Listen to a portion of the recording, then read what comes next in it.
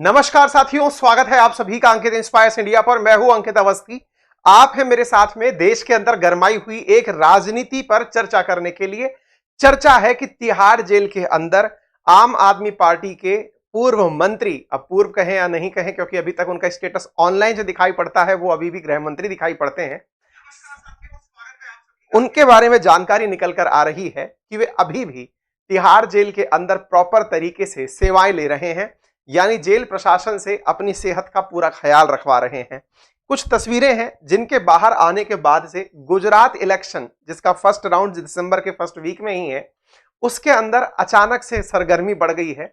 जो आम आदमी पार्टी एक प्रकार से प्रचार करती है इस बात का कि हम ईमानदार हैं, उस पर सत्तारूढ़ बीजेपी पार्टी अपनी सरकार ना खो जाए आम आदमी पार्टी के कारण आ जाने के कारण इस चक्कर में एक दूसरे की तरफ पूरी तरह खिंचाई से उतर पड़ी है। चलिए कुछ तस्वीरें देखते हैं, उसके बाद हम चर्चा करेंगे किस प्रकार से देश की राजनीति के अंदर दो पार्टी गड़े हुए मुद्दों को उठा करके सामने लेकर आ रही हैं। एक वीडियो यहां पर आपके सामने दिखाया जा रहा है।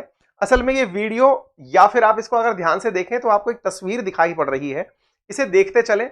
यहां पर फिर आपको एक और फुटेज दिखाई पड़ती है जिसे देख करके ऐसा लग रहा है कि एक व्यक्ति है और वो व्यक्ति जिस कैबिन में है, ठहरा हुआ है, जेल के अंदर है, वहां पर एक अन्य व्यक्ति आकर के उनका प्रॉपर तरीके से सेहत का मसाज कर रहा है। आप यहां पर और भी लोगों को बैठे हुए देख सकते हैं।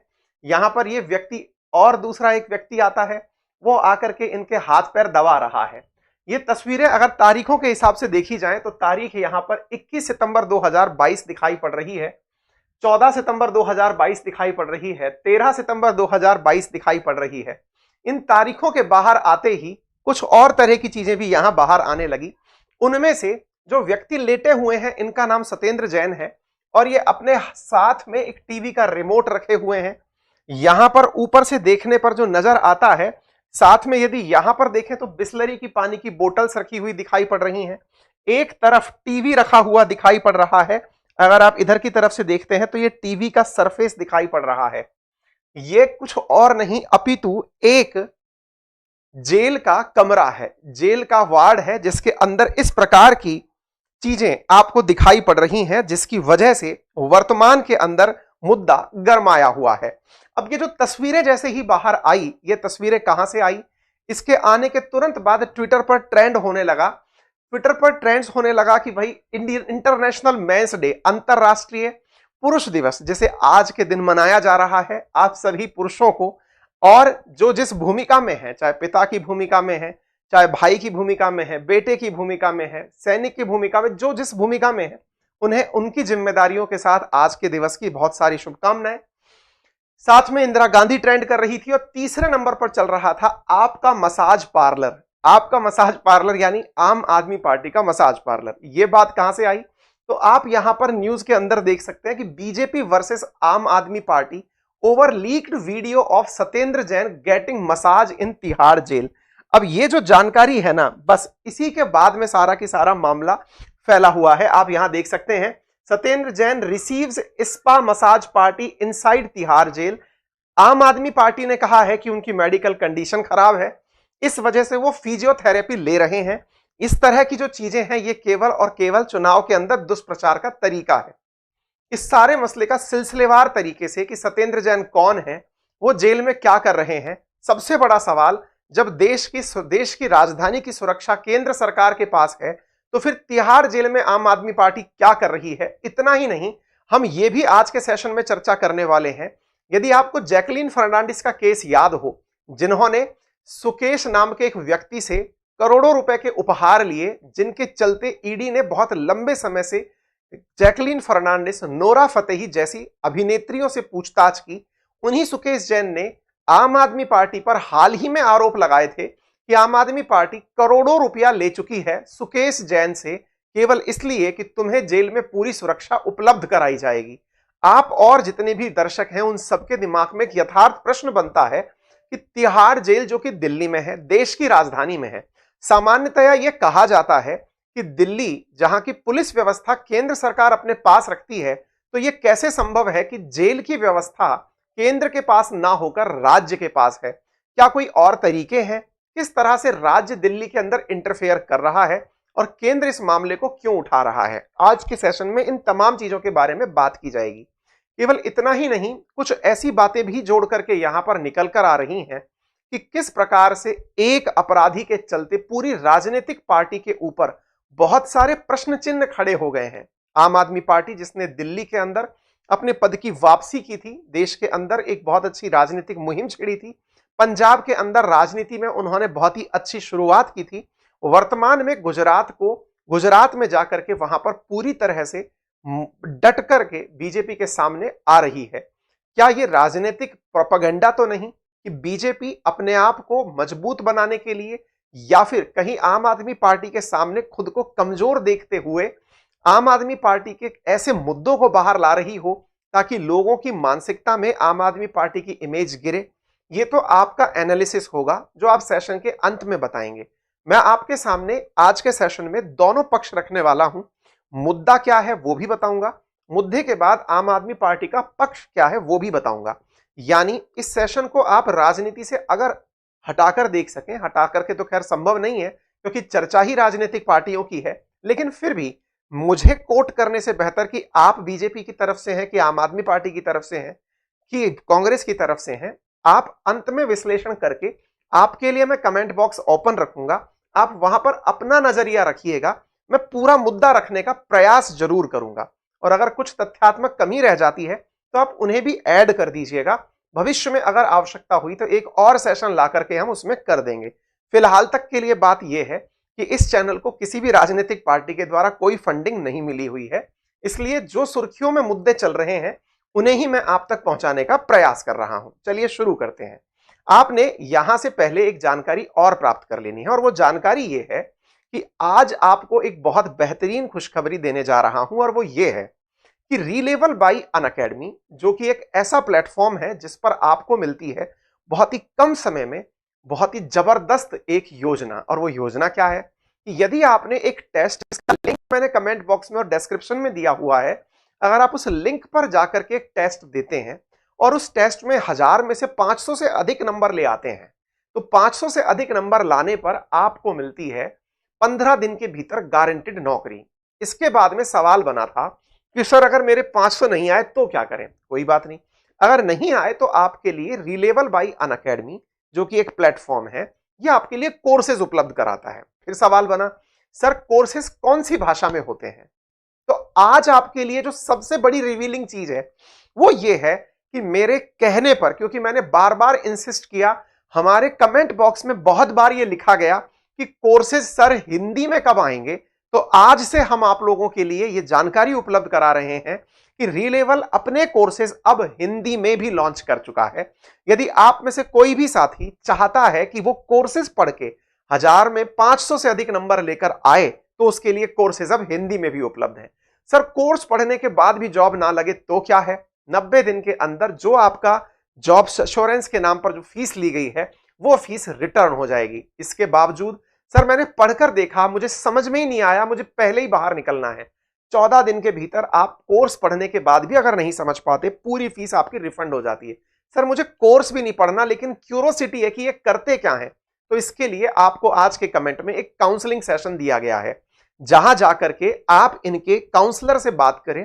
आपके अकॉर्डिंग अगर ये बात करते हैं तो बात कर लें, अदरवाइज कोई मतलब ही नहीं है।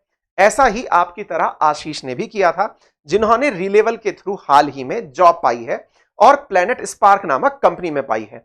वर्तमान में चूंकि बिजनेस डेवलपमेंट कोर्स हिंदी में भी आ गए हैं, तो मेरी जो बहुत बड़ी ऑडियंस है अब उनके लिए भी कोर्सेज आ जाने से बहुत ज्यादा लाभ की स्थिति बन जाएगी।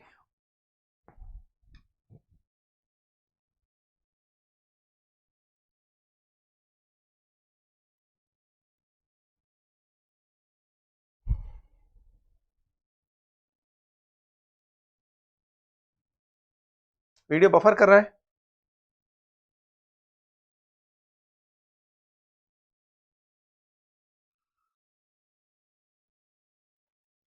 M I audible?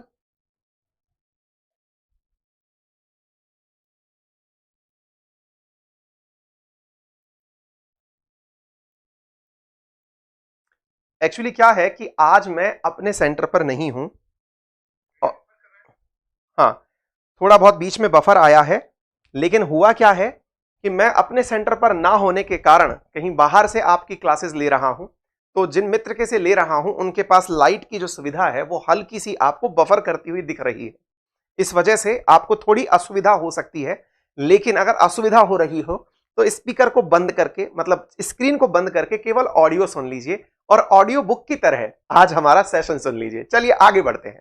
तो जैसा आप यहां पर देख रहे हैं, तो यहां पर कुछ न्यूज की कटिंग्स है। अब विस्तार से उस मुद्दे पर चर्चा करते हैं जिसके लिए आप और हम एकत्रित हुए हैं। जैसा मैंने आपसे कहा, आपको यहां पर एक व्यक्ति का नाम दिखाई पड़ रहा है जिनका नाम है सत्येंद्र जैन। सत्येंद्र जैन का नाम यहां क्यों आया? तो आंसर है स्पा मसाज पार्टी। अब ये स्पा मसाज पार्टी की कहानी क्या है, चलिए मैं आपको थोड़ा सा सत्येंद्र जैन के बारे में बताता हूं। असल में 31 मई 2022 की खबर है। ईडी एनफोर्समेंट डायरेक्टरेट के द्वारा दिल्ली के स्वास्थ्य मंत्री सत्येंद्र जैन को 4.8 करोड़ रुपए की मनी लॉन्ड्रिंग केस के तहत गिरफ्तार किया गया था।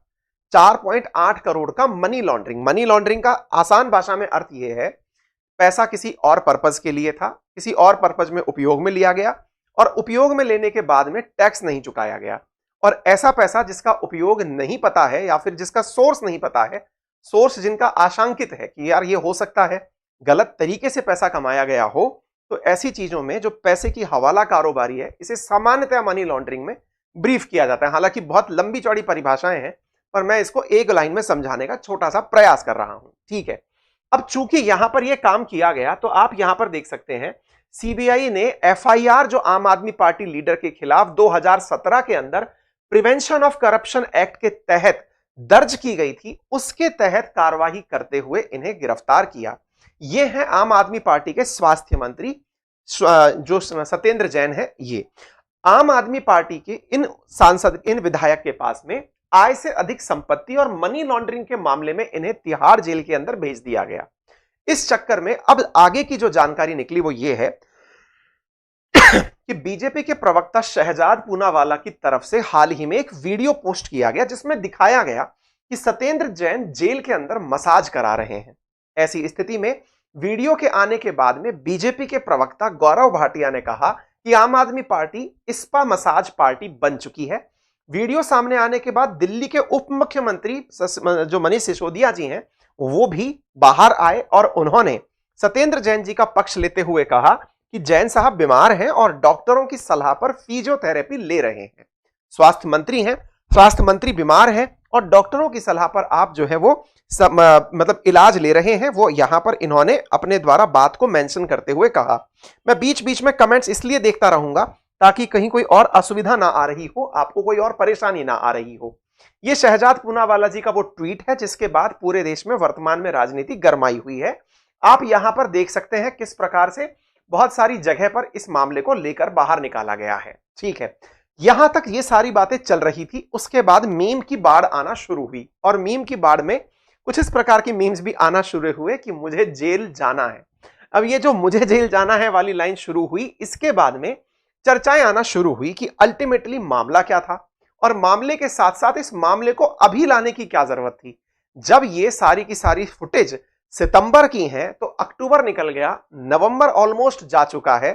इसके बाद में इतने महीने बाद ये फुटेज क्यों आई? तो इसका उपयोग होता है राजनीतिक। राजनीतिक उपयोग क्या है? क्योंकि असल में अब से कुछ ही दिनों के भीतर गुजरात के अंदर प्रथम फेज के इलेक्शन होने हैं। गुजरात के प्रथम फेज के इलेक्शंस में जहां आम आदमी पार्टी अपने पक्ष में जनता को करने की मेहनत कर रही है, उस मेहनत के सामने इस प्रकार के वीडियो लाकर यह प्रयास किया जा रहा है कि आम आदमी पार्टी जो ईमानदारी का बात करती है, उसके मंत्री इस प्रकार से अपनी शक्तियों का दोहन कर रहे हैं। अब आपके दिमाग में फिर सवाल आता है कि साहब एक बात बताइए, आम आदमी पार्टी का तिहाड़ जेल में क्या लेने देना? मैं आपको जानकारी देता हूं। असल में जो जेल मंत्रालय है ये अभी भी दिल्ली सरकार के पास है और जो तिहाड़ जेल है वो जिस मिनिस्ट्री के अंदर आती है वो दिल्ली सरकार के अधीन है। यही कारण है कि आज भी आम आदमी पार्टी के जो मंत्री हैं वो यहां पर अपनी वजह से जो ये फुटेज दिखाई दे रही हैं, इसको क्लेम किया जा रहा है। अच्छा, अब फिर एक और चीज निकल कर आती है। अभी तक ये सब चीजें शुरू हो ही रही थी, इसी बीच में फिर एक और जानकारी निकल कर आती है और वो जानकारी क्या है? अच्छा, इस बीच में एक जानकारी और प्राप्त कर लीजिए। तिहाड़ के अंदर सत्येंद्र जैन के जो ये सीसीटीवी फुटेज बाहर आए हैं, इसके बारे में कहा गया है कि जेल प्रशासन के द्वारा ईडी को ये फुटेज दी गई थी जब ईडी ने फुटेज मांगी थी, लेकिन ये फुटेज कब की थी और कब आई, ये अब राजनीति के अंदर उपयोग में आ रही हैं। इसके अलावा और जानकारी सुनिए। आपको यदि याद हो तो जैकलिन फर्नांडिस केस में जो व्यक्ति सबसे ज्यादा चर्चित हुआ था, जिसका नाम था सुकेश चंद्रशेखरन, वो व्यक्ति हाल ही में फिर से सुर्खियों में आया क्योंकि उसने जेल में बैठ करके इन दिनों लेटर बॉम्ब फेंके हैं। लेटर बॉम्ब से मतलब लेटर लिखे और सरकार के या उपराज्यपाल के पास भेजे और उनमें कहा कि उसकी जान को खतरा है। किससे खतरा है? क्योंकि जेल आम आदमी पार्टी के अधीन आती है। ऐसी स्थिति में आम आदमी पार्टी उसकी जान की सुरक्षा के लिए उससे मंथली 2 करोड़ रुपए वसूल रही है। उसने आरोप लगाया डीजी के ऊपर। डीजी संदीप गोयल का इस कारण से ट्रांसफर कर दिया गया क्योंकि सुकेश चंद्रशेखर ने आरोप लगाया कि जो डीजी है उन्होंने उसकी सुरक्षा के लिए 10 करोड़ रुपए सुकेश जैन से वसूले थे। ED accuses Delhi minister Satyendra Jain of getting special treatment inside Tihar jail. मामला आगे बढ़ा और आगे निकलकर यह आया कि ईडी ने सत्येंद्र जैन के ऊपर भी आरोप लगाया और यह जानकारी मीडिया में इसी सुकेश के कारण बाहर आने लगी कि यहां पर जब ये मंत्री हुआ करते थे, कौन? सत्येंद्र जैन साहब, ये जेल के मंत्री भी थे, गृह मंत्री भी थे। ऐसी स्थिति में ये जाकर के जेल का जब निरीक्षण करने जाते थे तो सुकेश से कहा करते थे कि चूंकि जेल हमारे शासन में आती है तो तुम्हारी सुरक्षा के लिए तुम्हें कुछ पैसे देने होंगे, और वो पैसे उसने दिए। इतना ही नहीं, उसने ये भी आरोप लगाया कि उसने 50 करोड़ रुपए आम आदमी पार्टी को दिए ताकि उसे भविष्य में आम आदमी पार्टी दक्षिण में बड़ी जिम्मेदारी दे और राज्यसभा के अंदर उसे सांसद के रूप में नॉमिनेट करे। ये कौन व्यक्ति बोल रहा है? वो व्यक्ति जो कि ठग के नाम से पूरी दुनिया में इस समय विख्यात हो रहा है। इसके ऊपर मैंने एक सेशन किया था, अगर आप कभी समय मिले तो निकाल कर देखिएगा। इसी चैनल पर मैंने एक सेशन किया हुआ है, आप देख सकते हैं। Delhi minister Satyendra Jain getting special facility in Tihar jail, ED ने ऐसा कोर्ट में कहा। और यहां पर आप देख सकते हैं तिहाड़ जेल सुपरिटेंडेंट सस्पेंड किया गया था इस कारण से। अच्छा, इसके अलावा भी मैं आपके सामने एक फुटेज लेकर आया था, शायद वो प्रॉपर तरीके से चल नहीं पा रही है। मैं आपके सामने अब ये मैंने मायने भी बता दिए। हमारे साथ में क्या है कि आज जिन मित्र के साथ में मैं ये सेशन कर रहा हूं उनका सिस्टम थोड़ा दिक्कत कर रहा है, और सिस्टम दिक्कत करने के कारण जो है ना, ये स्लाइड्स देखने में दिक्कत आ रही है। जब स्लाइड्स देखने में दिक्कत आ रही है तो मैं आपको कुछ रेफरेंसेस दिखा नहीं पा रहा हूं। उनका जो वो है ना, हाँ ये आ गया, देखिए। तिहाड़ जेल जो है, मैं आपको इसीलिए रेफरेंस में इसे दिखाना चाह रहा था। आप यहां पर देख सकते हैं department of Delhi prison, government of Delhi. मैं बार बार इस चीज को बोल रहा हूं कि आपके लिए ये जो स्टूडियो है ये मैं कहीं बाहर आया हुआ था, वहां पर अरेंज किया है। और चूंकि मतलब जैसा अरेंजमेंट हो पाया उनके लिए मैं कृतार्थ हूं जिन्होंने ये सुविधाएं उपलब्ध कराई। तो थोड़ी असुविधा अगर आपको भी हो रही हो तो प्लीज उसे मैनेज कर लीजिएगा। तो यहां पर आप देख पा रहे हैं कि डिपार्टमेंट ऑफ दिल्ली प्रिजन के अंदर आता है तिहाड़ जेल, यानी दिल्ली सरकार के अधीन आता है। और जब दिल्ली सरकार के अधीन आता है तो फिर आगे की तरफ देखिए, आप यहां पर कुछ और चीजें देख सकते हैं। Jail minister in jail transfer him, Meenakshi Lekhi ने कॉनमैन सुकेश चंद्रशेखरन के लेटर के बाद ऐसा कहा। सुकेश चंद्रशेखरन की कहानी मैंने पूरी तरह से आज से लगभग 2 महीने पहले आप लोगों को कवर करके सुनाई थी, जिसमें मैंने यह बताया था कि एक व्यक्ति जो जेल में है 2017 से, लेकिन 2017 से ही जेल में रहते हुए ये जैकलिन फर्नांडिस को बंगला, गाड़ी, बहुत महंगे महंगे उपहार और बहुत सारी मतलब विदेश ट्रिप्स और पैसा और ना जाने क्या क्या गिफ्ट कर चुका था। इसके बारे में जब जानकारी पता चली, मैंने ये पूरा डिटेल में सेशन किया, आप समय निकाल कर देखें। तो इस व्यक्ति के बारे में जानकारी ये निकल कर आई कि ये महाठग है। महाठग से मतलब किसी भी व्यक्ति को किसी भी आवाज में बात करके उससे पैसे वसूल लेता है। अब ये जब बात करने की कलाकारी है इसकी, या कॉन्फिडेंस कहिए, इस कॉन्फिडेंस का सही दोहन किया गया।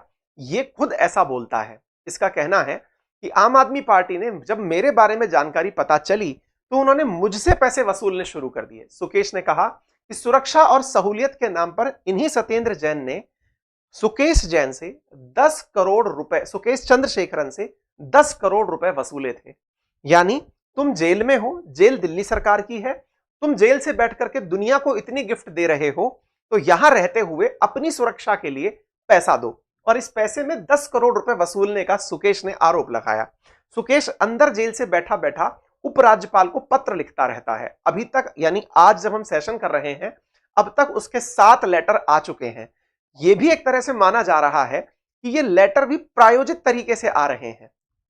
आम आदमी पार्टी का आरोप है कि बीजेपी खुद इस तरह के प्रोपेगेंडा उसके माध्यम से करवा रही है, क्योंकि पहले सुकेश राज चंद्रशेखरन जो है वो दुनिया के सामने एक प्रकार की मतलब क्यूरोसिटी बन गया।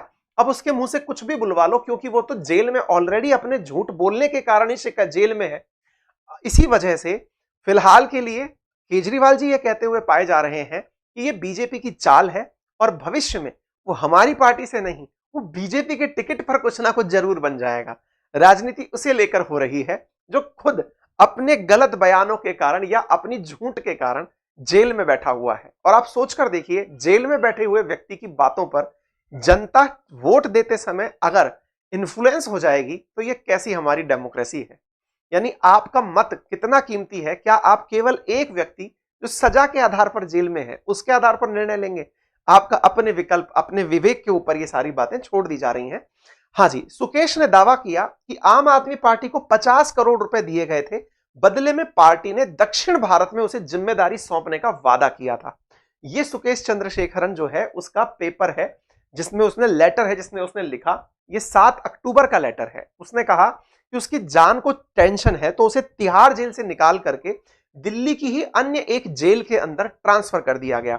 उसने अपने लेटर में अक्टूबर में ही यह बात मेंशन की थी कि as now mister Satyendra Jain is jail number 7 in Tihar, he is been threaten me through DG prison and jail administration. वो डीजी जेल के माध्यम से और जेल प्रशासन के माध्यम से मुझे लगातार प्रताड़ित कर रहे हैं। इसी कारण से उसे तिहाड़ जेल से निकालकर दिल्ली की एक और जेल के अंदर शिफ्ट किया गया। आप यहां पर खबर देखते हैं, Sukesh Chandrasekharan shifted from Tihar over claim of threat to life. इसलिए इसे तिहाड़ से निकालकर दूसरी जेल के अंदर भेजा गया। यह जानकारी आप यहां पर देख सकते हैं। सुकेश के जो लेटर में दावे किए गए, अब यहां पर 2 प्रकार के प्रश्न खड़े होते हैं। पहला प्रश्न, क्या सुकेश सही है? आंसर बनता है सुकेश अगर सही है तो, और नहीं है तो। दोनों ही बातें अलग अलग प्रकार के प्रश्न खड़े करती हैं। पहला, जहां एक और यह सवाल खड़ा होता है कि वो व्यक्ति झूठ बोलने के कारण जेल में है तो उसकी बात पर बिलीव क्यों करें? ठीक बात है, उसकी बात पर बिलीव नहीं किया जाना चाहिए।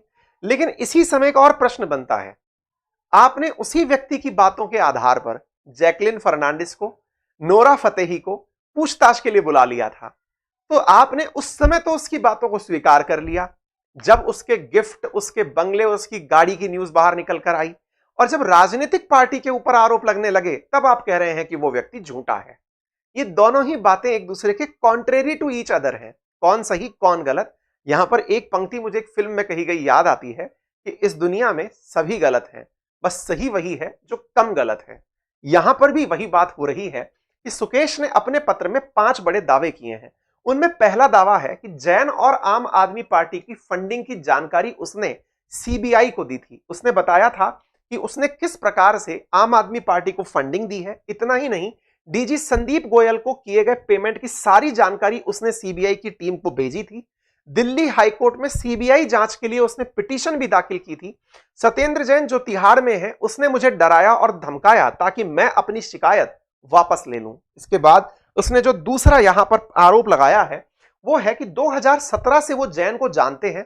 उन्होंने बड़े पद का वादा किया था। 2017 से मैं दिल्ली की तिहाड़ जेल में हूं और सत्येंद्र जैन को 2015 से जानता हूं। मैंने आम आदमी पार्टी को 50 करोड़ रुपए से ज्यादा की रकम इस वादे पर दी कि पार्टी मुझे साउथ में कोई बड़ा पद देगी, राज्यसभा में नॉमिनेट होने में भी मदद करेगी। जेल में सुरक्षा और सहूलियत के लिए 2 करोड़ रुपए महीने की मुझे शर्त रखी गई थी। ये सुकेश के पत्र में किए गए दावे हैं। इन दावों को पत्र के आधार पर ही आप मानते चलें। 2019 में सत्येंद्र जैन दोबारा मुझसे मिलने आए और सेक्रेटरी ने मुझसे कहा कि जेल में अगर सुरक्षा और जरूरी सामान चाहते हो तो हर महीने 2 करोड़ रुपए दो। दबाव डालकर मुझसे 10 करोड़ रुपए वसूले गए, ये सुकेश का कहना है। इसके साथ साथ यह भी कहा गया कि डीजी से कहकर मुझे धमकवाया गया, मुझे जान से मारने की धमकी गई। इसी बात के ऊपर सुकेश कहता है कि यदि मैं ठग हूं तो अरविंद केजरीवाल महाठग हैं। यहां पर ये उसके द्वारा नवंबर 5 को दिया गया एक और पत्र है, जिसके अंदर उसने अरविंद केजरीवाल को महाठग की उपमा दी। अब अरविंद केजरीवाल जी की बारी, क्योंकि सफाई उन्हें भी देनी है।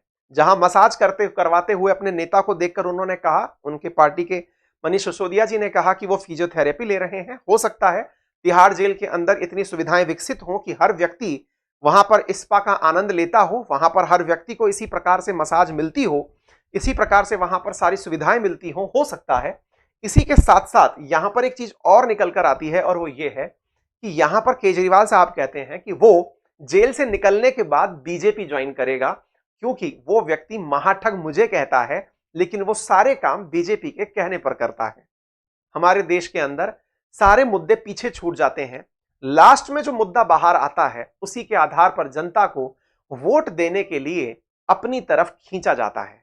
कौन सही कौन गलत अंत में जनता के ऊपर छोड़ दिया जाता है।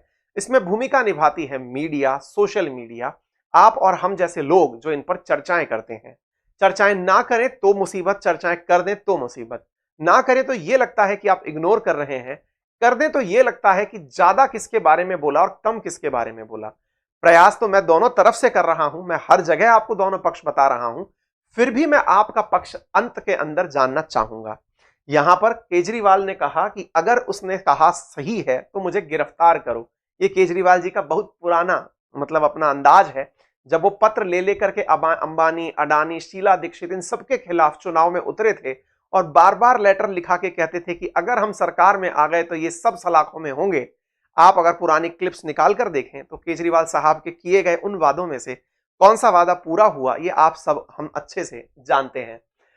अब यहां पर एक और बम फूटता है, और वो बम ये है कि यहां पर सुकेश ने एक और आरोप लगाया, और आरोप ये है कि आम आदमी पार्टी की सरकार ने उससे ये भी कहा कि आप हमारे लिए अमेरिका में जो पीआर का काम है। अब ये पीआर क्या है साहब?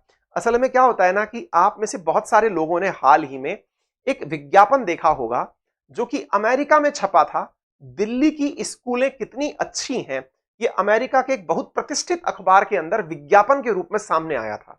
होपफुली आप में से बहुत से साथियों ने उसे देखा होगा, और अगर देखा होगा तो ऐसी स्थिति के अंदर आपके मन में सवाल आया होगा कि देखा हमारा दिल्ली कितना आगे चल रहा है, दिल्ली की सरकार कितना अच्छे से काम कर रही है कि अमेरिका के अखबार में उसका विज्ञापन छप रहा है।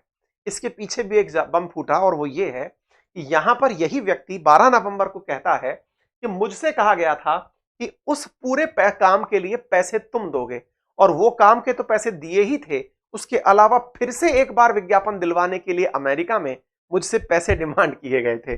भाई साहब ये तो जानना पड़ेगा कि इस समय सुकेश की बातें इतनी ज्यादा मीडिया में हाईलाइट हो चुकी हैं कि लग रहा है कि आम आदमी पार्टी वर्सेस सुकेश हो गया है, और इन दोनों के होने से जो फायदा है वो स्वाभाविक रूप से बीजेपी का होगा।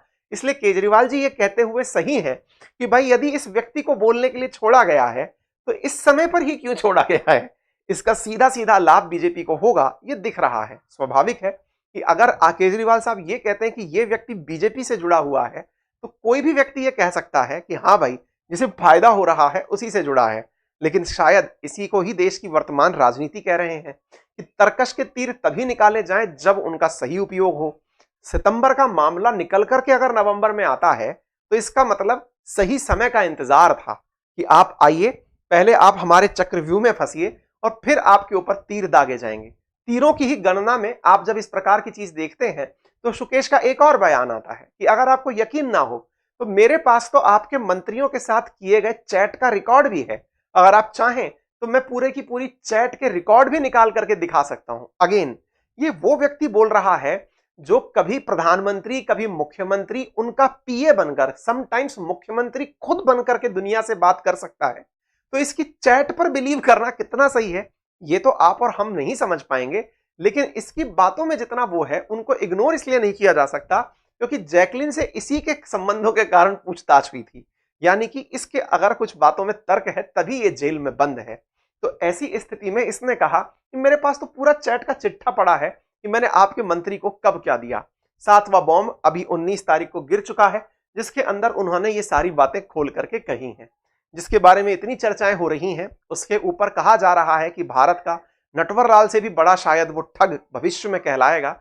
हो सकता है कि उसकी कहानी और बड़ी बन जाए जब इस चुनाव के परिणाम में सुकेश के बयान मायने रखने लग जाएं। हो सकता है कहानीकार इसी दिन का इंतजार कर रहे हों कि कैसे एक ठग के बयानों ने राजनीति के पलड़े को बदल दिया था। पता नहीं किस चीज की स्क्रिप्ट लिखी जा रही है, या यूं कह दीजिए कि आप और हम इतिहास बनता हुआ देख रहे हैं। इस ठग ने 17 साल की उम्र से ठगी करना शुरू किया था। बॉलीवुड सेलिब्स हों, पॉलिटिशियंस हों या बिजनेसमैन हों, उन सबको इसने समय समय पर ठगा है। रॉल्स रॉयस, बेंटली, फरारी जैसे करोड़ों रुपए की गाड़ियां इसने लोगों को गिफ्ट में दी हैं। खुद को अलग अलग मंत्रालयों का अफसर बनाकर लोगों से बातचीत की है, और 2017 से ये तिहाड़ जेल में बंद है और वहीं से पूरी दुनिया को डील कर रहा है।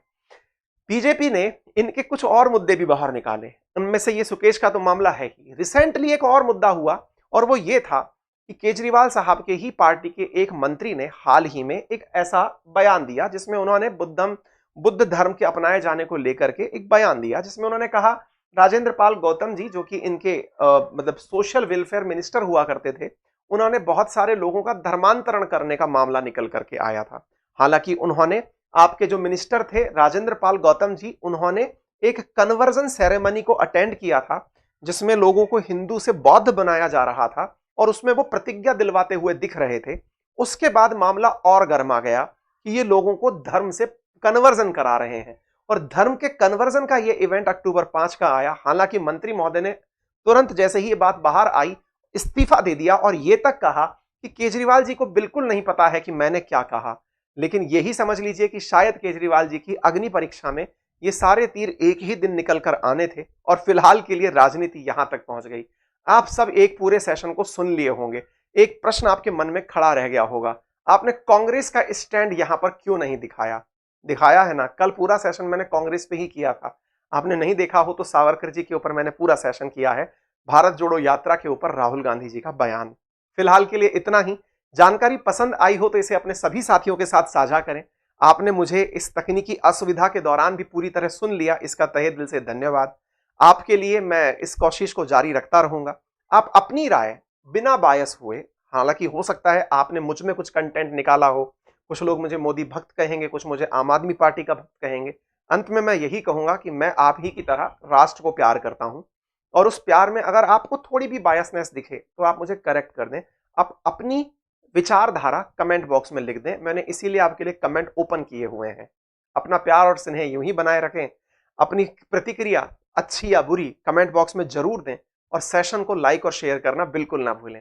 चैनल पर नए हैं तो सब्सक्राइब जरूर करें। फिलहाल के लिए इतना ही। और हाँ, मैंने कमेंट बॉक्स में आपके लिए वो काउंसलिंग का सेशन बुक करने का लिंक जो डाला है, आप उसे जाकर जरूर एक बार काउंसलिंग बुक कर लें।